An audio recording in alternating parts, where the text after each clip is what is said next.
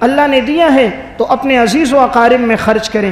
آپ دیکھیں مستحقین پہ دیں گے، اللہ بیماریوں کو دور کر دے گا، اللہ امراض کو ہٹا دے گا، آنے والے مصائب اور پریشانیوں کو اللہ دور کر دے گا، اور ان غریبوں کی دعاؤں سے اللہ تعالیٰ انسان کو وہ مقام اور مرتبہ، وہ دولت میں برکت اللہ عطا کر دیتا ہے جو شاید انسان اپنی کمائی سے بھی نہیں لے سکتا۔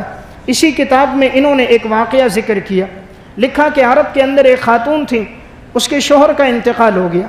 یہ شوہر وہ تھا، اس نے 2 شادیاں کی تھیں۔ اس کی بڑی بیوی سے جو بچے تھے وہ جوان ہو گئے تھے، بعد میں اس نے دوسری شادی کی، اس سے بچے بالکل چھوٹے چھوٹے تھے، اور اس شخص کا انتقال ہو گیا۔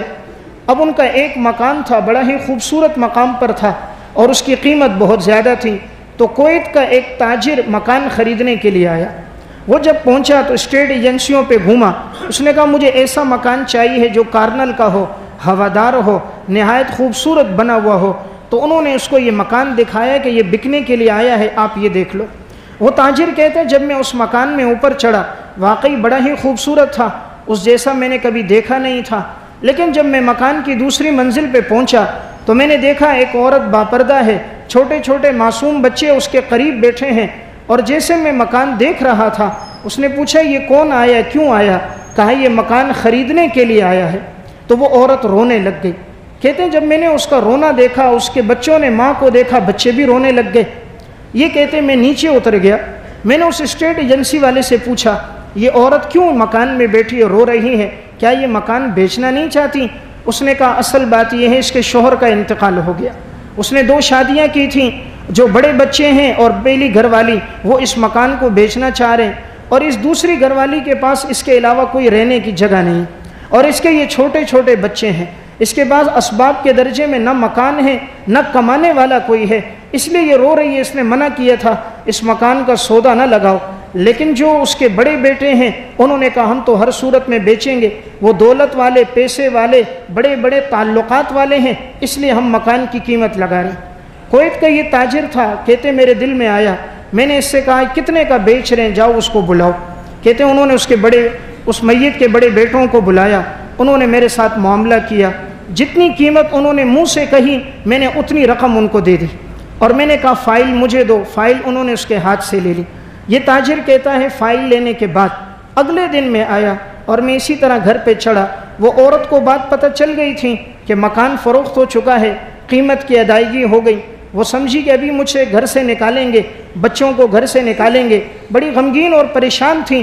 یہ شخص آگے بڑھا اور اس نے آگے بڑھ کر یہ فائل لی اور اس بیوہ عورت کی طرف بڑھائی، کہا یہ میری طرف سے تمہارے لیے ہدیہ ہے، میں نے یہ مکان خرید لیا ہے اور اس کی قیمت تمہارے شوہر کے سابقہ بیٹوں کو میں نے دے دی ہے، اور یہ فائل میں نے اس سے لے لی، یہ فائل آج کے بعد تمہارے لیے ہدیہ ہے، آج کے بعد تم اور تمہارے بچے اس مکان کے مالک ہیں اور اس میں کسی اور کا کوئی حصہ نہیں۔ اسے یقین نہیں آ رہا تھا کہ میرا اس شخص سے کوئی تعلق نہیں، یہ مجھے جانتا نہیں، میرا رشتہ دار نہیں، میرے خاندان والا نہیں، میرا پڑوسی نہیں، میرے عزیز و اقارب میں سے نہیں، لیکن ایمان کا رشتہ بڑا مضبوط رشتہ ہوتا ہے۔ اس نے جب اس عورت کے آنسو دیکھے تھے کہا میرے لیے دعا کرنا۔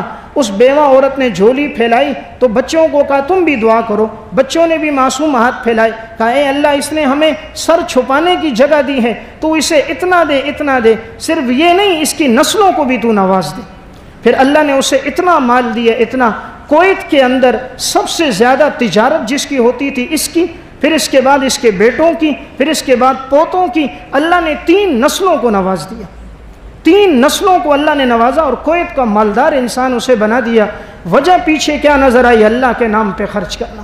اس لیے اللہ نے مال دیا ہو، مہنگائی بڑھتی جا رہی ہے، دیکھیں اپنے عزیز و اقارب میں کوئی مستحق ہو خرچ کریں۔ آپ کی فیکٹری میں کام کرنے والے مزدور ہوں گے، ان مزدوروں پہ خرچ کریں۔ عزیز و اقارب میں کوئی مستحق ہو ان پہ خرچ کریں۔ یاد رکھیں یہ دیا ہوا ضائع نہیں ہوتا، اللہ کے نام پہ جو بھی خرچ کرتا ہے اللہ آخرت میں تو دیتا ہی ہے، اللہ رب العزت دنیا میں بھی انسان کو دگنا کر کے واپس کرتا ہے۔